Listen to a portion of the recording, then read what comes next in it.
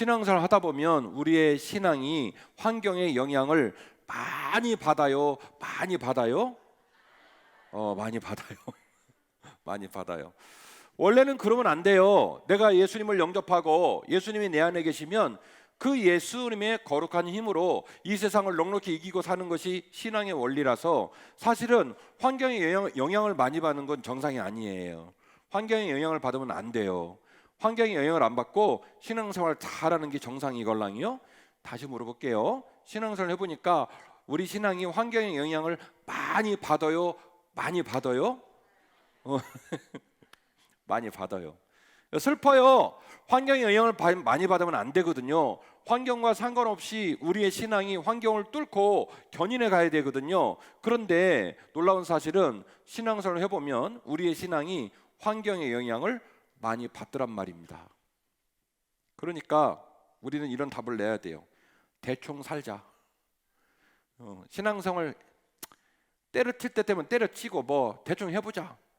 이렇게 하면 안 되는 거예요. 그러니까 오늘 답은 뭐냐면 우리의 신앙이 환경의 영향을 많이 받는데 환경의 영향을 많이 받는다는 사실을 깨닫고도 내가 어떻게 좋은 환경의 영향을 받고 내가 어떤 신앙생활의 자리를 만들어야 내 신앙이 주님 만날 때까지 길을 잃어버리지 않고 완주할 수 있을까? 이걸 고민하면서 오늘 말씀을 들어주시기를 주의 이름으로 축원합니다. 아셨죠? 제가 이 질문에 오늘 답을 드릴 거예요. 제 질문의 답이 여러분의 마음을 움직이고 여러분들이 공감을 불러일으켜서 제가 설교한 설교의 맥락대로 저와 여러분이 손에 손잡고 그 방법과 그 해법으로 남은 믿음의 길을 걸어갈 수 있기를 간절히 원합니다. 첫 번째 드릴 말씀, 진정한 신앙은 세상을 긴장시키고 세상을 이끌어갑니다. 방금 말씀드린 얘기와 정반대되는 얘기인데요, 사실이에요. 진정한 신앙은 세상을 긴장시키고 세상을 이끌어갑니다. 기독교 신앙은요, 비록 작은 가치, 작은 존재지만 세상을 이끌고 변화시키는 역동성을 갖고 있는 핵폭탄 같은 힘을 가지고 있습니다. 그래서 주님은 우리를 뭐라고 표현했냐면, 뭐라고 은유적으로 얘기를 했냐면 내가 너희를 세상에 빛과 소금으로 보냈다, 이렇게 얘기를 했어요. 여러분, 빛은요 아주 놀라운 특징을 갖고 있습니다. 지금 우리 교회 예배당이 룩스로 따지면 한 960 룩스 돼요. 롯데백화점 로비 정도 되거든요. 이 룩스를 내려고 고성능의 전등을 지붕에다 천천히 박아놨어요. 그 여기가 환한 거예요. 어둠이 물러나고. 그런데 보십시다.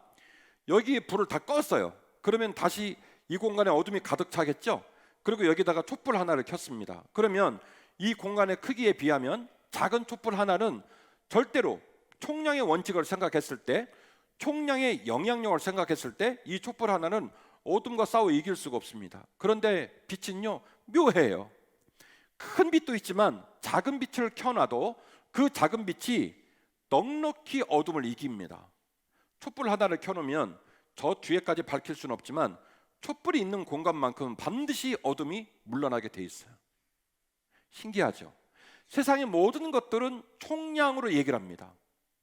총량이 필요하기 때문에 지금 우크라이나 전쟁도 병사가 얼마나 들어갔냐, 탱크가 얼마나 있냐, 폭탄이 얼마나 있냐, 비행기가 몇 대냐, 계속 그 얘기를 하고 있는 거예요. 기업이 적대적 인수합병을 한다든지 기업의 어떤 확장성을 가지고 사업을 할 때도 거기에 얼마나 많은 투자가 들어갔느냐, 얼마나 많은 인원이 투입이 되느냐에 따라서 승패가 갈라지는 거예요. 그런데 빛은 그렇지 않아요. 큰 빛도 작은 빛도 똑같은 역할을 하는데요, 항상 빛이 있는 곳에는 어둠이 물러나는 특징이 있습니다. 소금도 마찬가지 아닙니까? 여러분, 오늘 점심이 어떻게 됐나 모르겠지만 지난주는 된장국이 맛있었어요. 그런데 여러분은 국을 잡수시다가 국이 간이 안 맞아가지고 아우 싱겁다 그래가지고 소금을 한 바가지를 넣습니까? 그러면 못 먹어요. 그냥 티스푼으로 조금 딱 넣어도 그 소금이 딱 들어가가지고 반드시 딱 떠먹으면 소금이 들어왔다는 사실을 모두가 알 수 있도록 맛을 냅니다. 왜 안 놀라실까? 원래 양으로 따지면 그게 불가능한 거예요. 양으로 따지면. 근데 소금이 들어가면 반드시 소금은요 소금의 맛을 내게 돼 있죠. 주님 말씀하십니다. 내가 너희를 세상에 빛과 소금으로 보냈다. 네가 있는 곳에 어둠이 물러나고 네가 있는 곳에 사람들이 빛을 보게 될 거야. 네가 가서 소금 역할을 해서 사람들에게 네가 가치를 보여주고 사람들에게 어둠 가운데 쓸려가는 사람들에게 쓸려가지 않도록 질질 끌려가지 않도록 영혼의 단 역할을 할 수 있을 거야. 그래서 내가 너희를 소금으로 보냈다. 여기까지는 은유적 표현이고요. 이 은유적 표현에 대한 직접적인 명령, 직접적인 그 가치를 이어서 말씀을 하시는데 뭐라고 말씀하셨냐면 이와 같이 너희 착한 행실로 하늘에 계신 너희 아버지께 영광을 돌리게 하라. 아멘. 아멘. 자, 여보 우리 목사님 착하지? 아만 우리 목사님 착하지. 저는 그랬으면 좋겠어요. 내가 너를 세상에 빛으로 보냈다. 내가 너를 세상에 소금으로 보냈다. 이 말이 뭔 줄 아니? 너의 착한 행실로 말미암아 세상 모든 이들에게 하늘에 계신 너희 아버지께 영광을 돌리게 하거라. 사도행전 2장에서 사도들이 성령 충만함을 받고 쫄아가지고 마가의 다락방에 있다가 그들이 방을 문 열고 나가가지고 길거리에서 복음을 증거하거든요.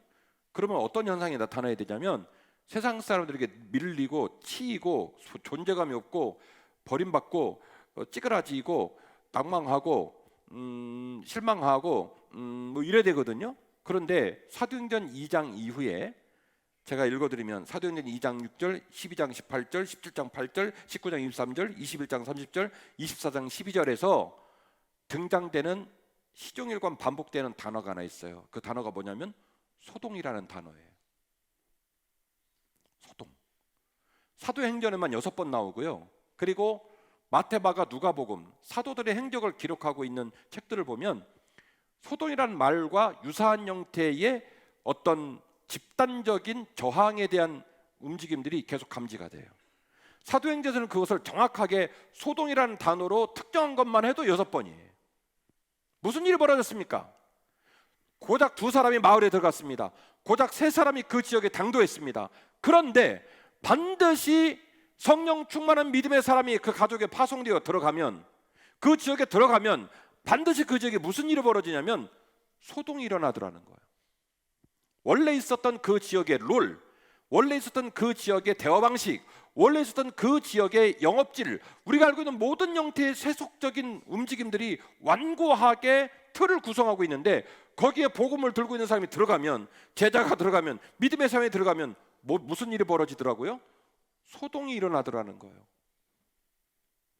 사도행전 2장 5절인데요. 그때에 경건한 유대인들이 천하 각국에서 와서 예루살렘에 머물러 있었다.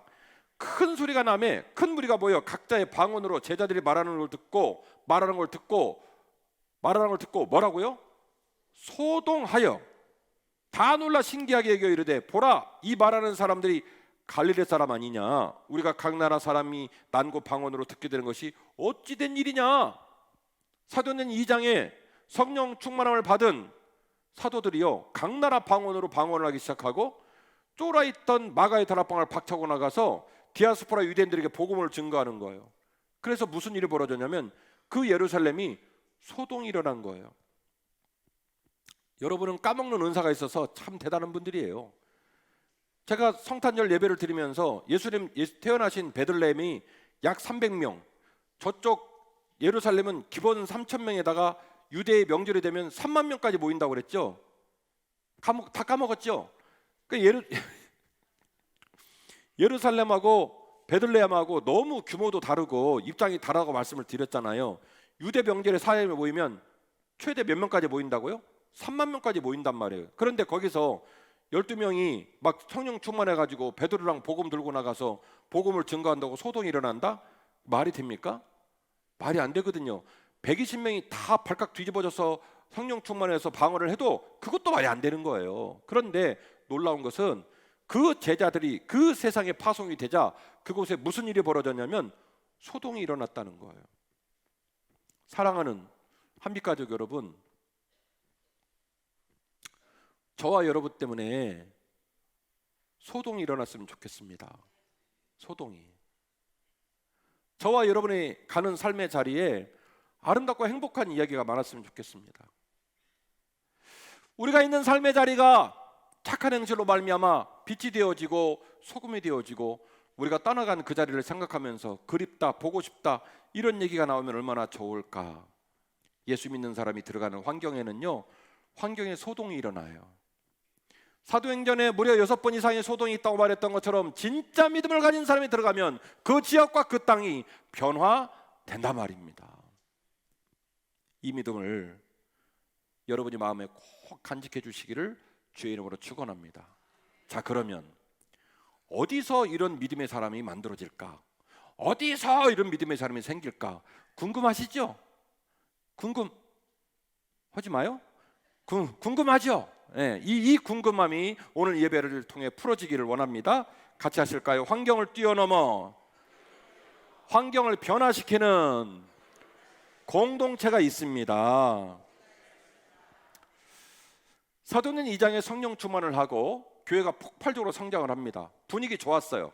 가는 곳마다 교회가 세워지고 아주 분위기 좋은 상황에 사도행전 7장에 끔찍한 일이 벌어집니다. 스데반 집사님이 돌에 맞아 죽는 일이 벌어집니다.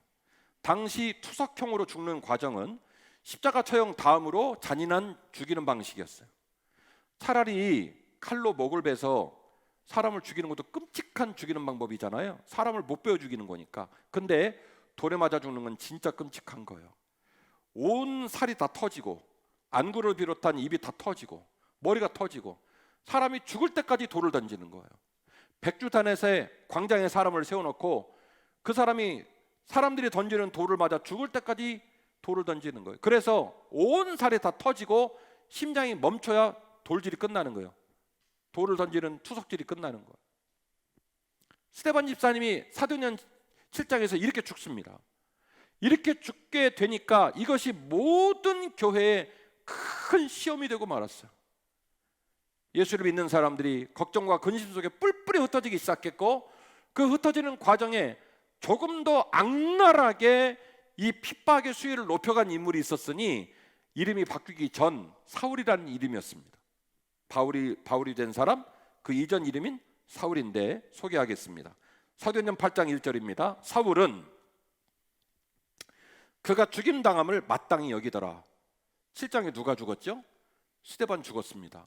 그거를 아주 마땅히 죽었다, 죽을 놈이 죽었다, 그렇게 생각을 했다는 거예요. 그날에 예루살렘에 있는 교회에 큰 박해가 있어 사도회에는 다 유대와 사마리아 모든 땅으로 흩어지게 되었고 경건한 사람들이 스데반을 장사하고 위하여 크게 울면서 슬퍼하였고 이때에 3절 굉장히 중요한 단어가 나오는데 사울이 교회를 어떻게 할 때예요? 잔멸할세, 각 집에 들어가 남녀를 끌어다가 옥에 넘겼다. 되게 잔인한 말이에요. 잔멸이란 말은 바닥까지 쓸어서 그냥 끝장을 봤다 이 소리예요. 잔멸. 보통 어부들이 고기를 잡아도 망코의 규격을 나라가 정해놓은 이유는 이 고기들이 그들의 생태계를 유지할 수 있도록 작은 치어는 못 잡게 막고 있는 거예요. 잔멸했다는 말은 아무튼 예수와 연관된, 예수와 유관된 자들은 변방에 있는 자까지 싹 다 잡아가지고 다 옥에 가둔 거예요. 누가 그 일을 했냐면 사울이 했어요. 그래서 성경은 뭐라고 써놨냐면 사울이 교회를 어떻게 했다고요? 잔멸했다. 교회가 사라져버리는 마지막 순간까지, 교회가 문을 닫아버리는 마지막 순간까지 내가 이놈의 교회를 절단을 내겠다. 그래서 그들이 복음을 증거하지 못하고 걱정과 근심 속에 집에 들어가 있는데 집을 다 쫓아 들어가 가지고 남녀를 끌어다가 옥에 가두게 되었다는 것이죠. 4절 그 흩어진 사람들이 두루 다니며 복음의 말씀을 전했다. 사도행전 8장의 이야기는 이런 얘기예요. 한참 분위기 좋았던 초대교회가 스데반 집사의 순교로, 그리고 잔멸을 시도했던 사울의 극심한 핍박으로 더 이상 교회를 존속할 수 없고 교회가 사명을 감당할 수 없었던 아주 어려운 상황이 벌어지게 됐다 이 소리죠. 그런데 이때에 아주 특이한 일이 벌어집니다. 이런 환경적인 상황과 정반대로 삶을 사는 이상한 사람들이 등장을 해요. 지금 분위기 속에 누구도 꿈을 품지 못하고 환경에 눌려가지고 아무것도 못하고 그냥 절망 중에 있는 사람들에게 전혀 이 환경과 상관없이 이상한 행동을 하는 사람이 등장을 하게 되는데 사도행전 11장 27절 말씀입니다. 그때에 선지자들이 예루살렘에서 안디옥에 이르게 되었다. 왜 그러냐면 그 스데반의 핍박으로 신자들이 막 뿔뿔이 흩어져 가지고 안디옥 교회가 세워지게 됐어요. 바나바를 파송했어요. 그래서 그 안디옥 교회 때문에 선지자들이 안디옥으로 내려오게 됐는데, 그 다음 문구입니다. 그 중에 아가보라는 한 사람이 일어나 성령으로 말하되 천하에 큰 흉년이 들리라 하더니 글라우디오 황제 때 실제로 그렇게 되었다. 제자들이 각각 그의 힘대로 유대에 사는 형제들에게 부조를 보내기로 작정하고 이를 실행하여 바나바와 사울의 손으로 장로들에게 보내주었다. 특이한 사람들이에요. 말하자면 이런 것 같아요. 이들은 적어도 환경을 바꾸고 있거나 아니면 환경을 견인하고 있는 게 맞아요. 아니면 조금 양보를 한다 손 치더라도 적어도 이들은 환경의 영향을 덜 받고 있는 걸로 보입니다. 지금 어떤 환경이라고 그랬죠? 스데반이 돌에 맞아 죽었습니다. 사도 바울은 교회를 잔멸하려고 난리를 치고 있습니다. 그리고 글라우디오 황제 때 아고보의 예언대로 극심한 흉년이 임해가지고 사람들이 지금 다 굶어 죽고 있습니다. 이게 환경이에요. 그러면 여러분, 이 환경 속에서 교회와 성도들은 자기를 생각해요? 공동체를 생각해요? 당연히 자기를 생각하죠. 우리 민족이 가족이라는 가족애가 강한 이유는 나라와 민족이 가족을 못 지켜준 역사가 많아서 그런 거예요. 미국이라는 나라는 다른 나라의 침략을 한 번도 받은 적이 없어요. 그래서 미국 사람들이 그 미국의 영광을 얘기하는 거예요. 헐리우드 영화 보면 꼭 마지막에 뭐 미국의 영원하라 그런 식으로 끝나잖아요. 얄밉잖아요. 그 왜 그러냐면 국가를 그렇게 그들이 자랑스럽게 생각하는 거예요. 우리 민족은 너무 침략을 많이 받아서 국가와 민족이 가족을 못 지켜줬기 때문에 자식들을, 아내를 누가 지켜냐면 가장이 지켜야 했단 말이에요. 그래서 가족애가 끈끈해요. 그게 우리 민족의 특징인데, 어쨌든 환난을 당하고 어려움을 당하면요, 사람들은 에너지를 바깥으로 쓰지 않아요. 남에게 쓰지 않아요. 누구만 돌봐요? 나 돌보기도 지금 급한 상황인데. 그런데 사도행전 11장 27절 이하의 본문을 보시면 안디옥 교회 교인들이 글라우디오 황제 때 예언대로 큰 흉년이 임한 걸 보고 유대 지역에 있는 신자들이 너무너무 가난하고 핍절하게 굶어 죽어간다는 얘기를 듣고 스스럼없이 그들이 구제비를 모으고 선교비를 모아서 그거를 바나바를 통해서 그리고 바울을 통해서 그쪽 교회에다가 그거를 전달하는 과정을 결정을 한 거예요. 이건 매우 특이한 결정이에요. 이분들의 행동은요, 지금 시대적 상황과는 전혀 정반대로 에너지를 쓰고 있는 거고, 왜 이분들이 이런 행동을 하지 알 수 없는 행동을 지금 하고 있는 거예요. 고난당한 형제와 자매들을 생각하면서 바나바를 보내고, 그리고 바울을 보내고, 그리고 그들의 손길을 통해서 그 가난하고 힘든 믿음의 형제와 자매들이 그 음식을 다시 공급받고 그 고난을 넘어갈 수 있도록 우리가 우리의 힘을 나눠주겠다고 결정을 한 건데, 이 일은 몹시 정상이 아닌 특이한 결정입니다. 이쯤 되면 우리는 궁금해야 됩니다. 왜 이들은 이런 일을 했을까? 왜 이들은 이런 결정을 내리고 살았을까를 생각해 보셔야 돼요. 뜻밖에도 그 답이 바로 앞에 나오는 선행구에 나오게 되어지는데, 오늘 말씀의 결론이라서 같이 한번 따라서 하십시다. 한 사람이 좋은 공동체를 만들고, 좋은 공동체는 좋은 지체를 만듭니다. 아멘.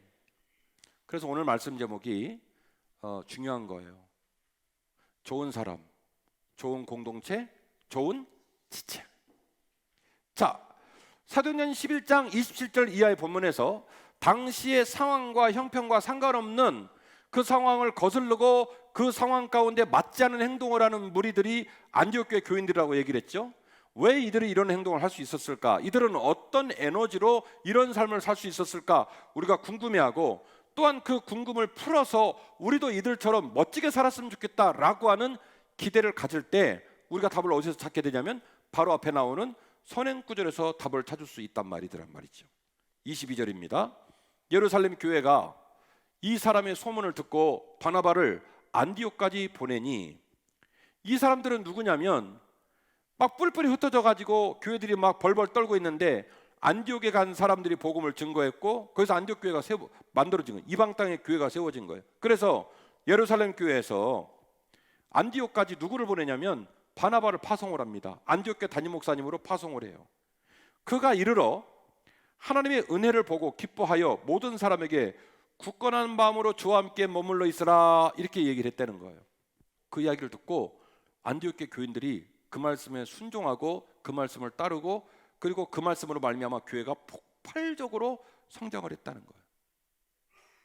근데 굳건한 마음으로 주와 함께 머무르십시오 이렇게 설교를 했대요. 그랬다고 막 안디옥 교회가 이 말씀을 듣고 막 순종하고 이 말씀을 듣고 막 부응하고 이 말씀을 듣고 막 어마어마한 교회로 자라나게 된 거예요. 신기하죠. 왜 그럴 수 있었을까? 24절에 답이 있어요. 그 이유를 쓰기 위해서 24절은 부연을 하고 있습니다. 바나바는 착한 사람이요 성령과 믿음이 충만한 사람이라 이에 큰 무리가 죽게 더하여 지더라. 그러니까 주와 함께, 성도 여러분, 주와 함께 머물러 있으십시오 라고 하는 말만 가지고 큰 무리가 주 앞에 더해진 건 아니라는 거예요. 그걸 설교를 하죠. 목사님들이 성도 여러분 주와 함께 머물러 계십시오라고 설교하죠. 그런데 그 말만 가지고 성도들이 막 죽게 되어진 건 아니라는 거예요. 그 이유를 오늘 보면은 누구한테서 찾냐면 단 한 사람에게 찾는 거예요. 이 사람 때문이었다. 근데 이 사람을 뭐라고 말하냐면 그는 착한 사람이요 성령과 믿음이 충만한 사람이었다. 여러분은 믿음이 좋으셔서 이 문장이 아주 자연스럽게 읽어지는지 모르겠지만 저는 좀 불편해요. 저 문장은 온전한 배치가 아니에요.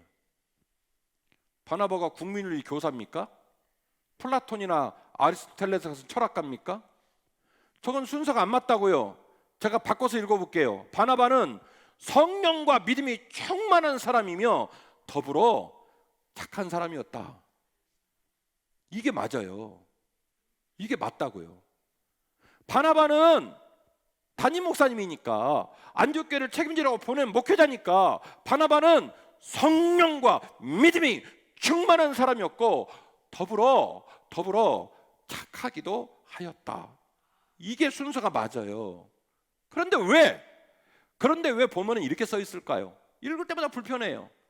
이 양반이 국민윤리 교사입니까? 철학가입니까? 바나바는 착한 사람이요 성령과 믿음이 충만한 사람이었다. 여러분 오버랩이 되지 않아요? 제가 설교 시작에 여러분에게 소개했던 우리 주님의 명령, 내가 너희를 세상에 빛과 소금으로 보낸다. 누가 빛을 등불을 켜서 말 아래 두며 소금의 맛을 잃어버리면 길거리에 버려서 사람이 밟고 다니는데 이와 같이 너희 착한 행실로 하늘에 계신 너희 아버지께 영광을 돌리게 하라. 주님이 말씀하신 그 말씀이 떠오르십니까? 그 주님의 명령과 바나바가 어떤 사람인지 그의 정체성을 말하고 있는 말이 탁 맞아 떨어지는 거예요. 예수를 나의 구주로 영접해서 내 안에 예수님을 구주로 모신 것과 예수님을 닮아가고 예수님의 인격을 드러내는 것은 무관할 때가 많습니다.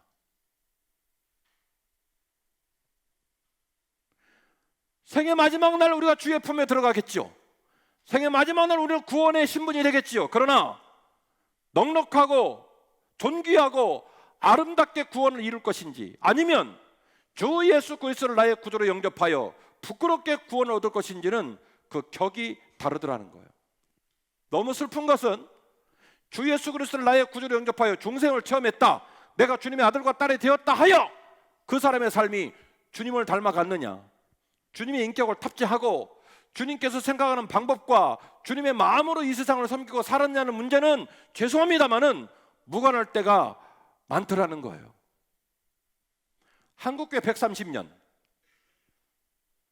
전후 세대로 불모지 같은 땅에서 죽음과 싸우면서 경제를 부흥시키는 과정에 하나님 아버지로 말미암아 위로를 받고 복을 구하고 그리고 전국 방방곡곡에 교회가 세워지고 예수의 피를 강조한 건 참 잘했습니다마는 제가 너무 아쉽고 속상한 건 뭐냐면 예수 그리스도의 복음을 가슴에 넣어줄 뿐만이 아니라 그 이후로 예수님을 닮아가는 삶을 가르치고 예수님을 닮아가는 인격으로 훈련을 시키고, 그래서 삶 자체가 복음이 되는, 삶 자체가 착한 모습이 되고 삶 자체가 빛과 소금이 되는 일에 관한은 너무 잘 안 했거나 소홀히 여기는 경우가 많지 않았는가 하는 자조적인 생각을 해보게 되는 거예요.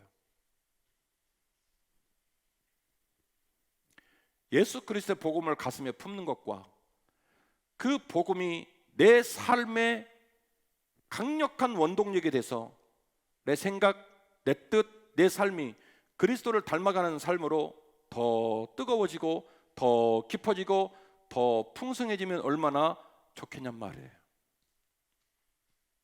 저는 사도행전 1장 11장 24절을 기록한 사도행전의 저자가 글씨를 쓰다가 실수해서 착한 사람이란 말을 앞에 배치했다고 생각하지 않아요.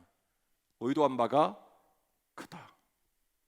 풀어서 말씀을 드리면, 바나바는 그리스도를 닮은 사람이요, 바나바는 그리스도의 인격이 깃든 사람이요, 바나바는 그리스도의 사랑이 충만한 사람이요. 맞습니까?